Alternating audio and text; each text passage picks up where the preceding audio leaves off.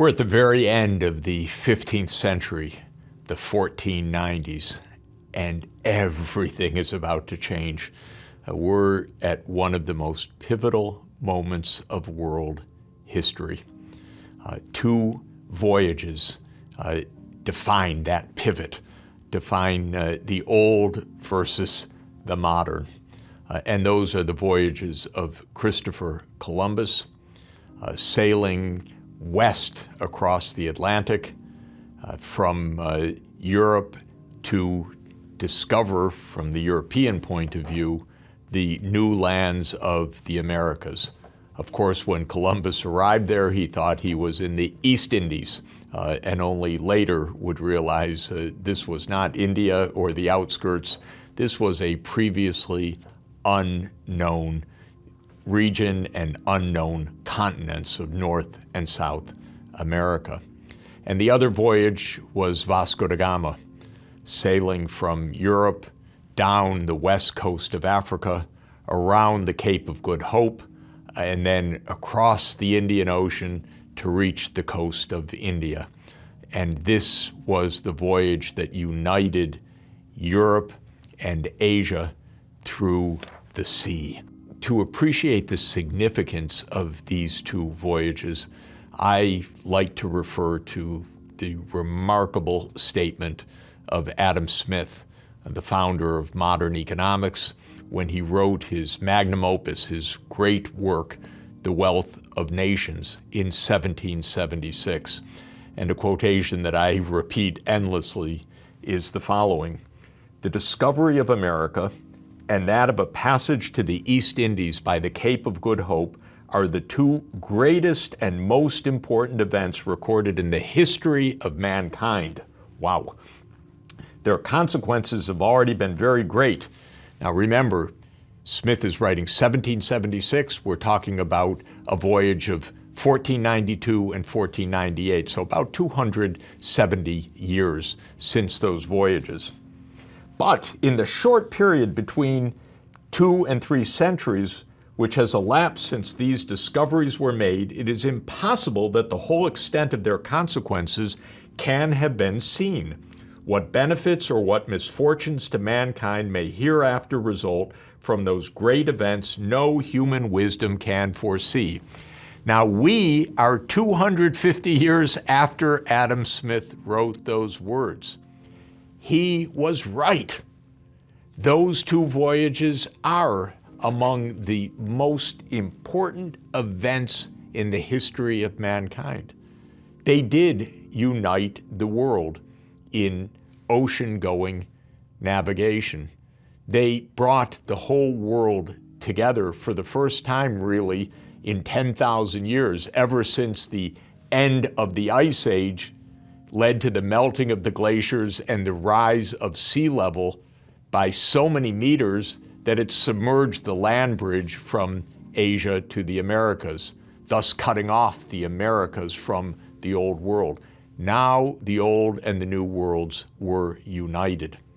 But as Adam Smith said, writing 270 years after those events, the consequences were vast and still unfolding even in Smith's time. Now we're another 250 years later, and we can see that events did continue to unfold. What Adam Smith said at the time was, uniting the world should have been a great thing.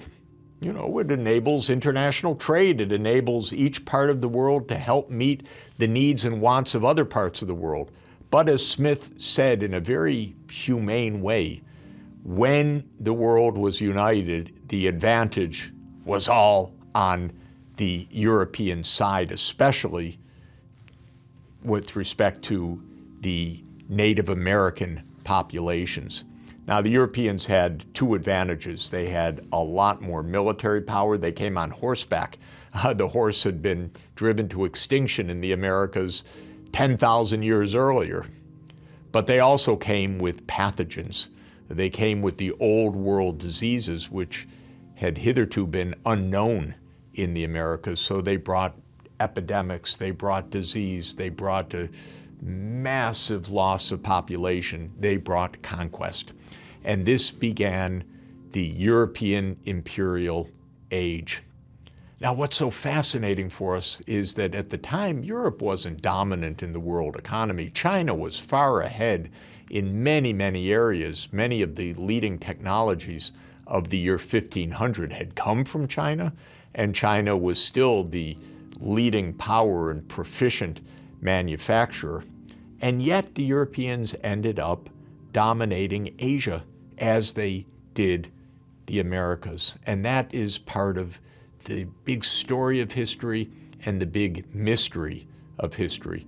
One of the odd reasons is that China had almost taken itself out of the competition, in fact, and it had done so by deciding in 1434 that it wasn't going to send fleets around the world, that it wasn't going to try to discover new lands, but it would stay close to home. And that, ironically, opened the way for the European empires to gain more and more of a foothold, and then more of territorial advantage, and then finally outright conquest of much of Asia, as well as nearly complete or totally complete conquest of the Americas. But we'll also try to understand how it is that it wasn't just China's reticence or absence of an ocean fleet, but many dimensions of European ascendance in military power, in brutality, but also in scientific knowledge and technological advance that is a key part of the story of the fifth age of globalization, of this age of transoceanic empires. Europe had to invent new forms of governance to govern not only a large contiguous land area, that was known, that had been developed for centuries beforehand, but how to govern a worldwide expanse across the wide oceans. And not only was there a new form of transoceanic empire, there was new forms of economics as well, because this transoceanic empire and the trade across the oceans gave rise to new forms of business organization and new forms of exploitation. This was the age in which global capitalism first emerged. And global capitalism emerged with new business organizational forms, joint stock companies like the East India Company of Britain or the East Indies Company of Holland, both established in the first years of the 1600s. So global capitalism and global empire arose side by side, and they were symbiotic. It's not the case that business was on one side and politics on the other. It was politics and business and warfare intermingled from the start. Indeed, the British East India Company had its own private army that would go on to conquer much of India, not as a nation or as an empire, but as a privately owned, for-profit joint stock company. So, what are our goals in understanding this momentous new age of globalization, this fifth age of globalization? First, it is to understand in depth why it is that Adam Smith, one of the wisest worldly philosophers in history, labeled the voyages of Columbus and Vasco da Gama as the two most significant events of mankind. It is to understand the birth of transoceanic empires. It is to understand the birth of global capitalism. It is to understand the extent of exploitation of natives that were implicated in this new era. Not only the subjugation of conquered peoples, but also the development of a worldwide slave trade, and especially the brutality of the African slave trade, which was pioneered and developed by Europe and which brought more than 10 million Africans across the Middle Passage, across the Atlantic, in the most brutal form and the most brutal conditions to life as slaves in the newly conquered lands of the European empires. We also want to understand the transformative effects that these discoveries and developments had on the ideas of Europe, on the very concept of the role of science in society, because suddenly, before the European eyes were facts and developments that weren't in the Bible, that weren't in the Holy Scriptures, that required new forms of empirical understanding. And there is no doubt a link between the voyages of discovery, the new era of exploitation, and the rise of early modern science and technology in Europe itself. It's an extraordinarily rich topic for us and an absolute pivotal point of history. And we are going to visit many of the sites that give us insight into these developments. We're going to visit the capital of the Spanish Emperor Philip II, who could be said to be the first global emperor, because it was the Spanish lands across the world, from the Philippines, named after Philip, to the Spanish lands in the Americas, that created the first worldwide empire on which the sun never set.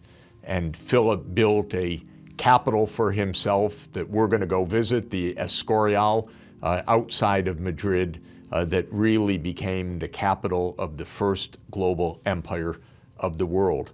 We're going to visit the site where Christopher Columbus prayed and asked for God's blessings and the blessings of the Virgin Mary as he left for his voyages of discovery in the great Cathedral of Seville. Now, he was there also for very practical reasons, because he was seeking the financial support of Ferdinand and Isabella of the newly united Christian kingdoms of Spain.